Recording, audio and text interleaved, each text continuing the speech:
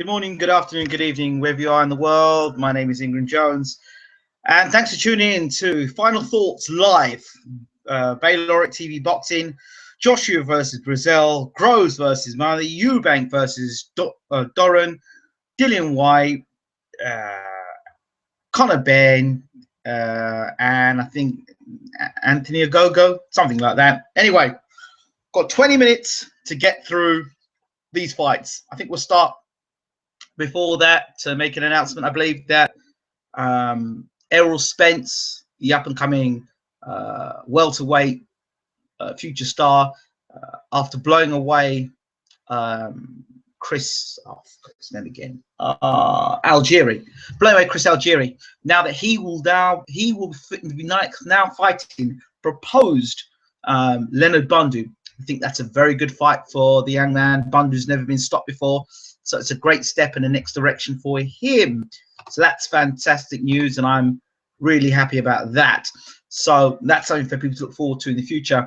I mentioned on my Facebook page and via Twitter that Liam Smith will be fighting Canelo. We can always talk about another time, but that's two news stories. Tyson Fury pulling out, injury to the ankle, proposed date for the rematch and the return. Hopefully Fury will be fit and well. It's going to be in October, so I understand. This is what I've read. I've not been able to talk to Fury camp or anything. As you know, this time has been pretty busy for myself, so apologies for that. So I can still get around to doing it before October.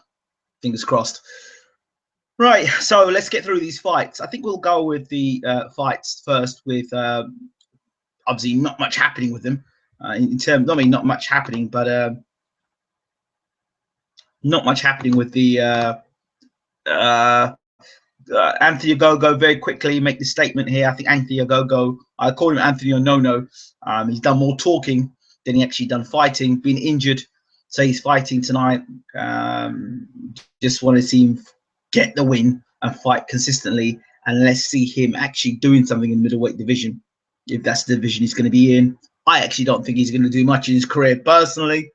I think we're going to discover he's going to have a few problems around the chin region, but that's neither here nor there. Let's see how Ogogo does. Well, I call him a no-no. I hope he can prove me wrong. Conor Benn, we get to see him again.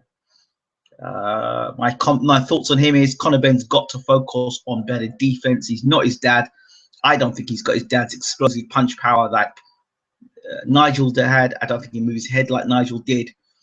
And if you're already getting hit back by, what you can say, guys that you're meant to knock out, if you're getting hit by them already and getting tagged by them, the future does not look bright if you're going to be fighting guys who can actually hit you back hard and have the intention to knock you out. So my thoughts for Conor Benn tonight is for him to get his head down and try not to take as many punches. Try and take the opposition out of there, hit and not get hit. And I'm not a big fan of Conor Benn. Just because your dad's name's Nigel, it doesn't mean that I should certainly jump on the bandwagon because you have got your dad's name. I've not jumped into the hype with that. I think Conor is just another young man on a journey. But we have to see how good he is. I will stay on the fence and say I'm not convinced yet. He has to tighten up his defense and not try and be like as wild as his dad was. His dad had explosive punch power. I don't think, as you saw in his second fight or his third fight going to points, I don't think Ben went to points often in his career. So not Mexican road sweepers is what he used to call it. So there are signs for concern there for Conor. I know he's young, but if we're going to put on the pressure of him because of Nigel and because of him, then I don't look at it that way. What Conor does in his career is going to be, for me, completely the opposite to what Nigel did. What Nigel did was what Nigel did. Let's see what Conor Benn does, or just how Conor does. Not Conor Benn, Conor Blogs call him, because I don't want that association with Nigel there, because to be honest, I've seen nothing there that really, there are much better fighters that have got pro records, have done more in the amateurs than Conor has.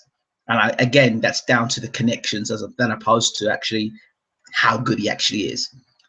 Next up, Dillian White, the return. As far as I'm concerned, let's get this fight out of the way, Dillian, that you've got tonight. Let's get you into international fight, which we can so you can forget about talking about Anthony Joshua. I don't think it's in his benefit to keep talking about Anthony Joshua. Let's just see Dillian White tonight. Go out there, do a job on this guy tonight. I know he went 10 rounds. He got stopped in 10 by Tony Bellew. He's generally very durable, so you might give Dillian some rounds. Let's hope he doesn't get injured. I hope he's not one of these fighters that are injury prone, but wishing him all the best. Don't hear no more talk about him and Anthony Joshua.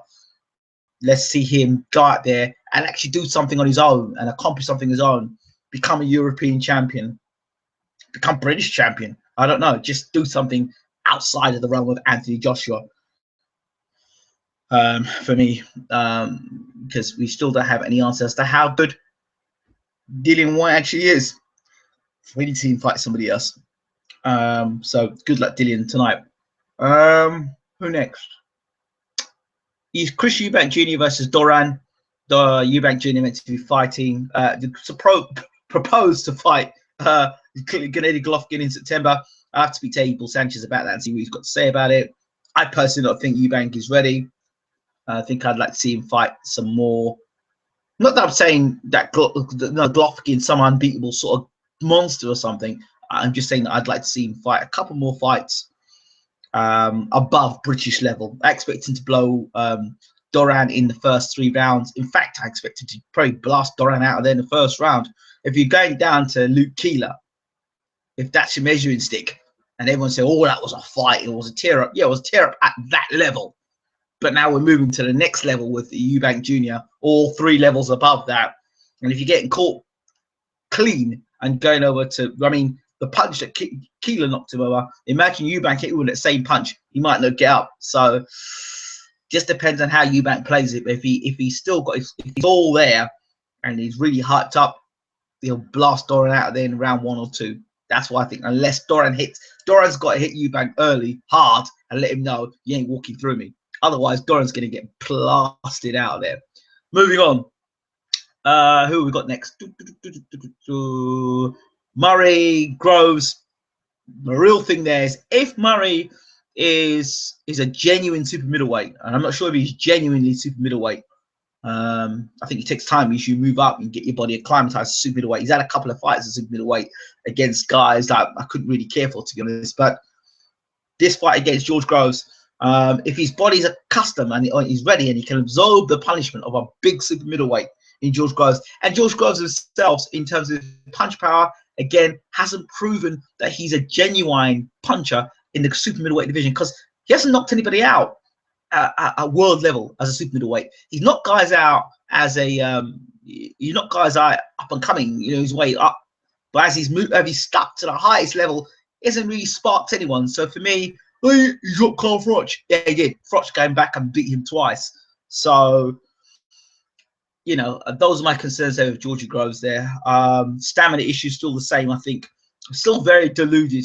And I think he believes he was robbed by Badou Jack. I didn't. I told everyone that Badou Jack had the power to drop him. And I also told people that there was no way Groves was beating Badou Jack. What do you get? The result. And apart from Carl Froch, who was George Groves beating? I mean, he struggled with Kenny Anderson. He was wobbled by. I know he beat these guys, but George Groves, Murray is the more seasoned, world-class campaigner. I thought he beat Sergio Martinez. I thought he beat Sturm. I thought he got well and truly done by Golovkin, but I think Golovkin's another level. So I think Murray, if you look at both guys, if you'd put Murray in anywhere but Argentina, Murray would be a world champion. If you put him anywhere other than Germany, Murray would be a world champion. The Arthur Abraham fight, not so sure about, and definitely no matter where Murray was in the world against Golovkin, he would have got that beaten. As for George Groves, no matter where he was in the world, he would have got spotted by Carl Froch. And wherever he was in the world, I don't care what anybody tells me, he would have got beat by Badou Jack. I just don't think Groves is there mentally. I think he's in denial of a lot of things. denial, blaming this person for this, blaming that person for that. Murray seems a more in tune guy. I'm going with Murray to hopefully absorb the punishment of George Groves and come on strong after 6 and stop George Groves, anything around. But the thing about George Groves as well, his chin is questionable again. The guy he fought against, Brophy guy who couldn't punch, he had Groves like stunned a few times, and Brophy can't punch. I think Murray's a little harder puncher than that. So I think Murray hits hard enough to trouble George. And so I'm going with Murray, mid to late round stoppage of George Groves. And Breazeale versus Joshua, the big one. If you're going to call it big. Breazeale, as he comes forward and attacks, tends to leave himself open to counter shots. And Breazeale's not got the greatest defense, but the fights I've seen Breazeale in, it's against guys that are shorter than him, and he's been the one trying to make the fight happen and getting tagged. Now he's fighting a guy a little shorter than him. Things were concerning me. The pad work, for example. Who was that guy holding the pads for him? Guy was about 5'5", and Breazeale at 6'7", punching down punches. And this is preparation for the Joshua fight. Surely you want to see him on pads with somebody similar height, or at least, you know, as Adam Booth was doing on a kind of step ladder. You didn't see that, so I'm a bit concerned with that with Breazeale. Also concerned about the time he took to come in. You're preparing to be world heavyweight champion, or to challenge to become world heavyweight champion. Coming in at the time that he came in, the week of the fight, to me, that doesn't show complete dedication. So those are my concerns there. Defense, questionable. You know, I hope he comes and gives it a go, to be honest. I really do hope he gives it a go and does his name proud. Let's see. Let's hope Breazeale doesn't get sparked in 2 rounds, in the sense that we can get to see a little bit better of what we've got as an IBF heavyweight champion. And let me tell you something. If he doesn't get rid of Breazeale in the first 3 or 4 rounds, Joshua, yeah, I think question marks will be asked of him as well in his punch power. So those are my thoughts on that. Remember, for all the talk of Breazeale having a weak chin and Breazeale going down, he hasn't been stopped in his career yet. He got hit by Amir Mansour, who is arguably one of the best punchers in the heavyweight division. So, and I would say arguably he's fought better opposition than Joshua. So I go with Joshua KO, but it's how long, it's when, and it's what Breazeale does in between that. So I thought, I'm going to finish this before 7 o'clock. Let's see what's people in the room. Yes, people in the room. Adam Scott says, are you buying the pay-per-view? I'm not happy with the card, though. No. Evening, Ingram. Evening, Gazzo. The whole card is shocking. The only competitive fight is Groves versus Murray. I agree with you. It's a matchroom card. What do you expect? Yeah, so J124 says that. Adam Scott says, they're not even on air till 7 p.m. Missing a go-go. Yeah, fine. Okay, there we go. J124, I expect nothing less. He makes cards that appear to the casuals because they're not bothered. Payment, silly ticket prices. I agree. I think it'll go 12 rounds with Groves on points. You're backing the heavier, thick-set Groves with the Shane McGuigan style of now just tucking up with his hands like this, walking forward. I think Groves looked much better when he was under Adam Booth, where he's making movement. So I think Adam Scott says beats him, fighting David Brophy on the 2nd to main event. Okay. Tom O'Brien, 2004. Murray is not a world level fighter. If he beats Groves, it means Groves is sharp. Tom, I don't know how you could quite say that, because as far as I was concerned, Murray would have beaten Sergio Martinez. He definitely would have beaten what's his name? Felix Sturm. Those 2 guys are world-class fighters, is my opinion. He would have beaten both of those guys. So I'm not saying Martin Murray is the best fighter in the world. I'm not suggesting that, but I'm basically saying he's in the top 10, Martin Murray, of the middleweight division. Then, based on the fights he's had, but I'm not saying that was Sergio, a broken leg and a feet shot Sturm. Yeah, I understand Tom is saying that, and I respect your comments and opinions on that, but I also have to say that those guys, Sergio Martinez was meant to blow away Martin Murray. A lot of people expected him to knock out Martin Murray. He didn't. Remember, this is the same Sergio Martinez that chinned Barker and knocked up Macklin not too far before that. So it's a bit harsh to say he's not world level. Sergio Martinez can still punch. He can still punch, and he's still rocking Martin in that fight. So his fists were pretty good still for that fight.